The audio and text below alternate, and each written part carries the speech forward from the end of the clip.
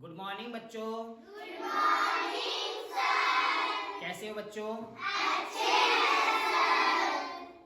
दोस्तों नमस्कार। पिछले वीडियो में हमने आपको बताया था कि नुक्ता शब्दों को आप कैसे पकड़ सकते हैं, उन नुक्ता कब लगता है, नुक्ता कहाँ से लिया गया है और नुक्ता शब्द के लगने से उसका अर्थ परिवर्तन हो जाता है, उसका उच्चारण बदल जाता है।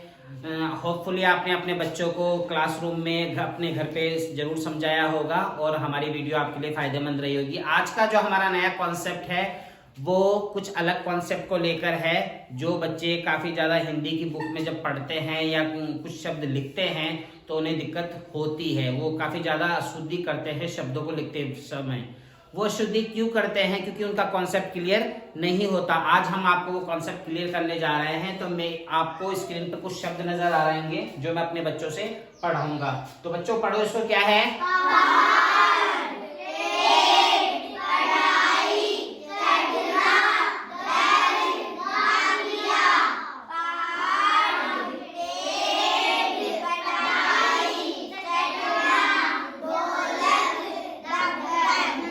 गुड, आपको तो पढ़ना आता है, बहुत अच्छी बात है। आपको भी आता होगा पढ़ना ना। अब मैंने जो पहला शब्द लिखा है वो मैंने लिखा है पहाड़। अब जब बच्चे देखो, जब बच्चे लिखते हैं ना, किसी भी क्लास का अगर बच्चा जब लिखता है तो वो दो तरीके से पहाड़ को लिख सकता है, या तो इस तरीके से या फिर इस तरीके से। अब बच्चा जब लिखता है तो कुछ बच्चे ये लिखते हैं, कुछ बच्चे ये लिखते हैं। तो बच्चों मुझे ये बताओ, मैं आपको लिख देता हूं लेफ्ट राइट। तो मुझे बताओ लेफ्ट वाला शब्द सही है या राइट वाला शब्द सही है? बिल्कुल लेफ्ट वाला शब्द सही है, ये वाला शब्द गलत है। क्यों गलत है अब मैं आपको बताता हूं। देखिए जो ये वाला जो वर्ण है, ये वर्ण ऐसे लिखा हुआ है और ये जो वर्ण है ये ऐसे लिखा हुआ है।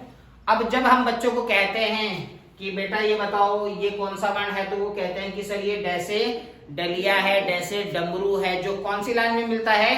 टे वाली लाइन में। कौन सी लाइन में?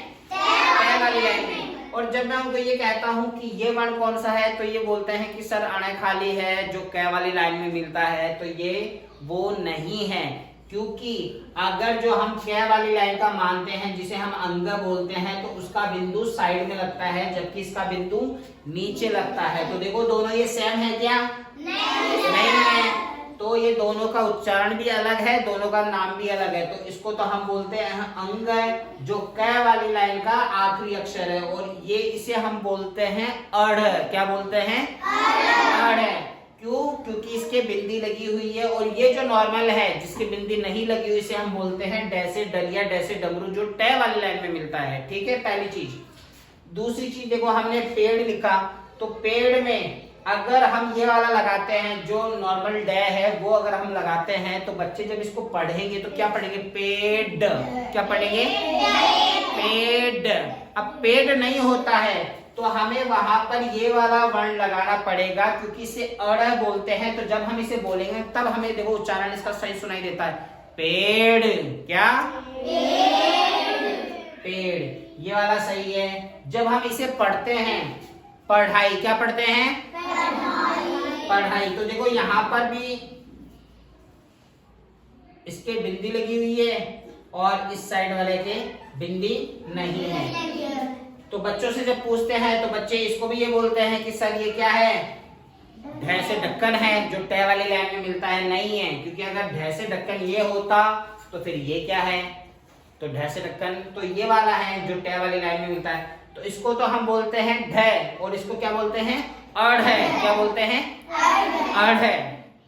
तो जब हम इसको देखो, बच्चा जब ऐसे लिखता है और अगर मान लो वो बिंदी नहीं लगाता है, तो बिंदी ना लगाने से ये जो अड़ है ये ढ सुनाई देता है। और जब हम इसे पढ़ेंगे तो हम इसे क्या पढ़ेंगे?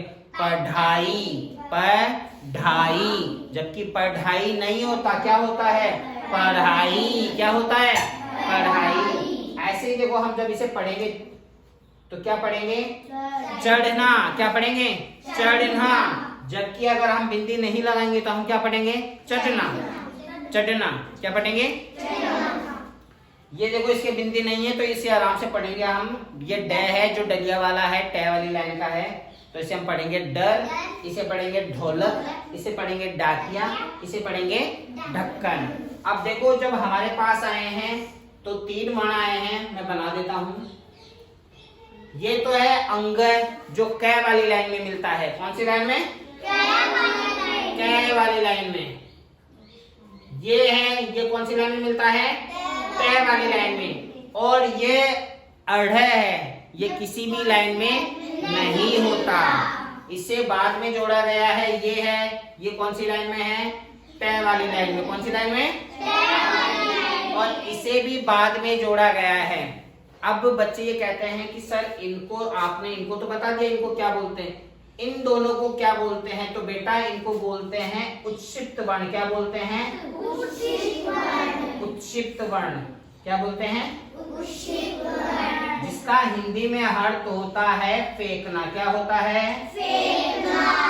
अब देखो जब भी हम कोई किसी वर्ण का उच्चारण करते हैं, किसी भी वर्ण का, तो हमारी जो जीवा है, हमारे दांत है, हमारा तालु है, ये उसे बोलने में सपोर्ट करते हैं।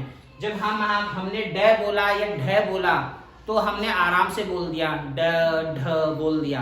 पर जब हम उत्क्षिप्त वर्ण बोलते हैं तो जो हमारी जीवा है ना, वो जीवा सीधी ना होकर ऐसे रहती है और फिर वो थोड़ी सी ऊपर हो जाती है, मुड़ जाती है। फिर जब हम इसे बोलेंगे अढ़, तो ये जो जीवा है ना, ये बिल्कुल ऐसे फेंकेगी एकदम से। तो इसे फेंकने के कारण जीवा इस शब्द को फेंक के बोला जाता है, इस वजह से इसको उत्क्षिप्त वर्ण बोलते हैं। जैसे आप बोलो अढ़, तो जो हमारी जीवा है ना, ये फोल्ड होके फिर बिल्कुल सीधी होती है, इस वजह से इन दोनों को उत्क्षिप्त वर्ण बोला जाता है। और ये हमारे हिंदी भाषा में बाद में जोड़े गए वर्ण हैं। ये पहले हमारे हिंदी वर्णमाला में नहीं थे, इन्हें बाद में जोड़ा गया है, इसलिए इन्हें क्या कहते हैं? उत्क्षिप्त वर्ण। और ये 2 ही हैं, इसे क्या बोलते हैं? अढ़ और इसे अढ़। अब बच्चे कंफ्यूज हो जाते हैं कि सर हमें कैसे पता चलेगा कि ये उत्क्षिप्त वर्ण है या नॉर्मल। तो सबसे पहली बात तो ये उत्क्षिप्त वर्ण जब भी होगा तो उसके नीचे क्या मिलेगी? बिंदी। क्या मिलेगी? बिंदी। और उत्क्षिप्त वर्ण से कभी भी वाक्य शुरू नहीं होते, सॉरी वाक्य नहीं, शब्द शुरू नहीं होते। उत्क्षिप्त वर्ण से शब्द शुरू नहीं होते।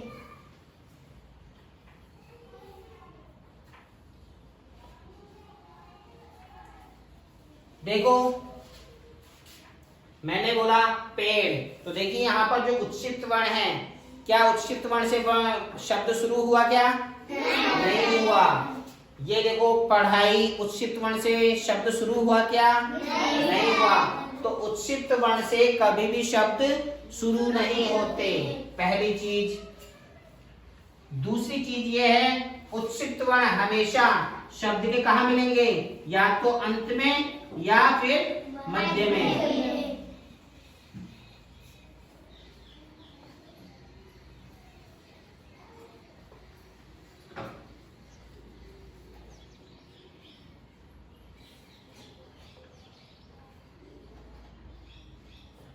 जैसे देखिए हमने बोला उत्क्षिप्त वर्ण से शब्द कभी भी शुरू नहीं होते। देखो शब्द शुरू हो रहा है पैसे, प से, पे से, च से, और उत्क्षिप्त वर्ण कहाँ आ रहा है? अंत में, मध्य में, इन दोनों में आएगा।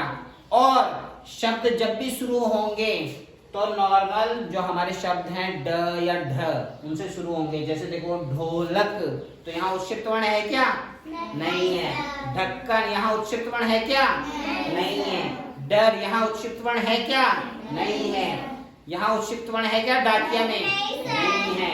तो उत्क्षिप्त वर्ण से कभी भी शब्द शुरू नहीं होते। उत्क्षिप्त वर्ण हमेशा शब्द के अंत में या मध्य में आएंगे।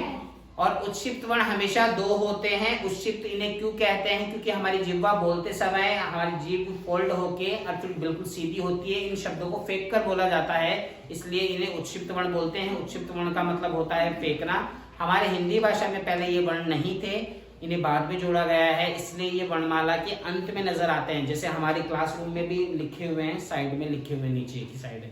तो दोस्तों आपको ये कॉन्सेप्ट समझ में आ गया होगा कि जब भी शब्द के बीच में या अंत में अगर ड या ढ, अढ़ दिखाई देता है तो समझ लीजिए वहां पर बिंदी लगेगी।